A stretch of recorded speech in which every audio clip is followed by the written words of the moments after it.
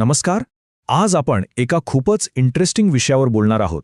Artificial intelligence म्हणजे AI हे नक्की शिकतं कसं? चला जाणून घेऊया. विचार करण्यासारखी गोष्ट आहे की AI खरं तर आपल्या रोजच्या आयुष्याचा एक भाग बनलाय. सिरी असो, गुगल असिस्टंट असो किंवा अलेक्सा, हे सगळे AI वरच तर चालतात. आपण फक्त बोलतो आणि आपली कामं किती सहज होतात, बरोबर ना? किंवा म्युझिक ॲप्सचं उदाहरण घेऊया. आपण एक गाणं ऐकतो आणि पुढचं गाणं बरोबर आपल्या आवडीचं लागतं. हे कसं काय होतं? त्यांना कसं कळतं की आपल्याला पुढे काय ऐकायचंय? यामागे आहे AIचं स्मार्ट तंत्रज्ञान.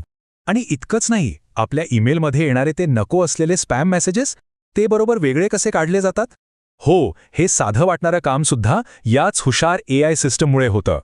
तर मग प्रश्न हा आहे की हे सगळं इतकं हुशार कसं काय होतं? या तंत्रज्ञानामागे नक्की काय आहे? चला, याच प्रश्नाचं उत्तर शोधूया. बरं, यामागे ना कोणती जादू नाहीये. ही एक पद्धतशीर प्रक्रिया आहे आणि तिला म्हणतात मशीन लर्निंग. याच प्रक्रियेमुळे मशीनला अनुभवातून शिकता येतं. हे समजायला एक मस्त उदाहरण आहे. असं समजूया की कम्प्युटर म्हणजे एक सुपर हिरो आहे जो त्याच्या पॉवर्सची ट्रेनिंग घेतोय. आणि डेटा म्हणजे काय, तर त्याचं ट्रेनिंग इक्विपमेंट. तो जेवढा जास्त डेटा वापरून प्रॅक्टिस करेल तेवढाच तो जास्त स्ट्रॉंग आणि स्मार्ट बनत जातो. तर मग या सुपरहिरोच्या शक्तीला टेक्निकल भाषेत काय म्हणतात? बरोबर, मशीन लर्निंग. सोप्या भाषेत सांगायचं तर कॉम्प्युटर प्रोग्रॅम्सना डेटाच्या आधारे स्वतः शिकण्याची आणि स्वतःमध्ये सुधारणा करण्याची क्षमता देणं. म्हणजे प्रत्येक वेळी नवीन कोड लिहिण्याची गरजच नाही. आता मशीन लर्निंगची काही एकच पद्धत नाहीये हं.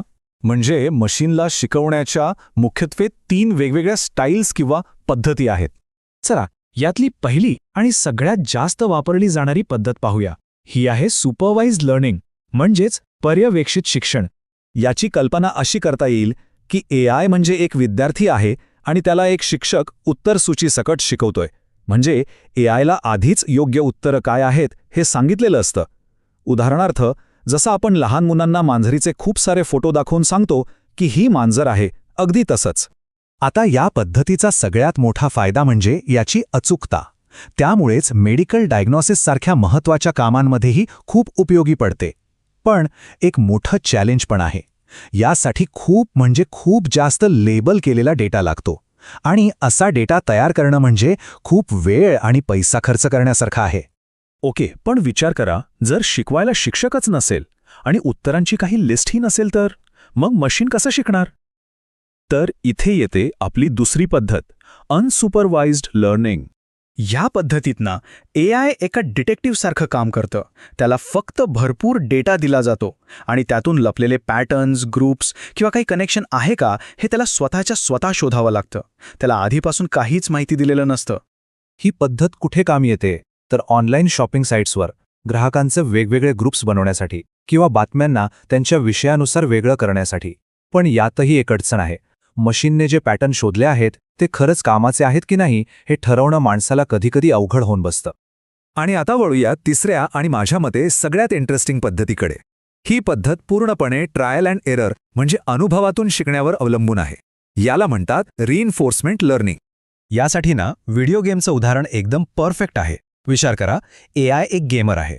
तो गेममध्ये एक मूव्ह करतो. जर ती मूव्ह चांगली असेल तर त्याला रिवॉर्ड मिळतो, म्हणजे पॉइंट्स मिळतात.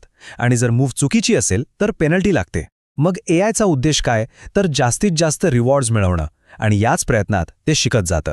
चेस किंवा गो सारख्या अवघड गेम्समध्ये माणसाला हरवणारे AI ह्याच पद्धतीने तयार होतात.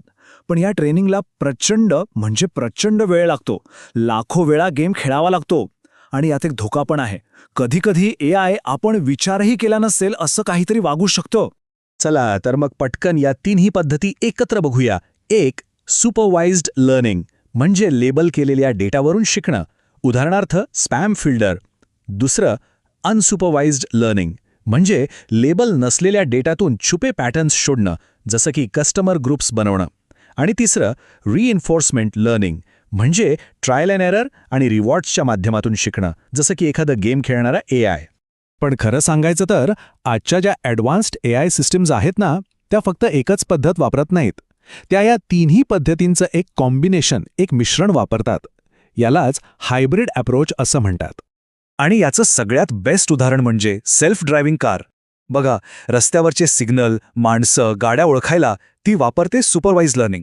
मग नॉर्मल ट्रॅफिक कसं असतं, त्याचे पॅटर्न्स काय आहेत, हे समजायला वापरते अनसुपरवाइज्ड लर्निंग.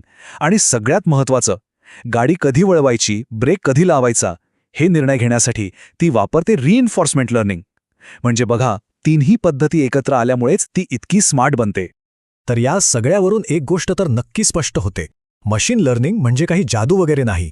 हे माणसानेच बनवलेलं एक खूप पॉवरफुल साधन आहे. आणि या साधनाला काय करायचं हे सांगणारा सुद्धा माणूसच आहे.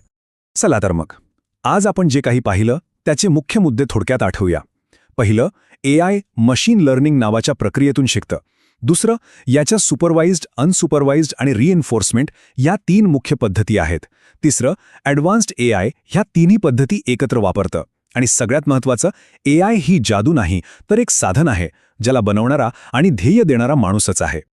पण हे सगळं आपल्याला एका मोठ्या आणि विचार करायला लावणाऱ्या प्रश्नासमोर आणून ठेवतं. जसजशी ही मॉडेल्स एकत्र येत जातील, आणखी प्रगत होत जातील, तसतशी AIची क्षमता माणसाच्या क्षमतेच्या किती जवळ जाईल, त्याची विचार करण्याची पद्धत किती मानवासारखी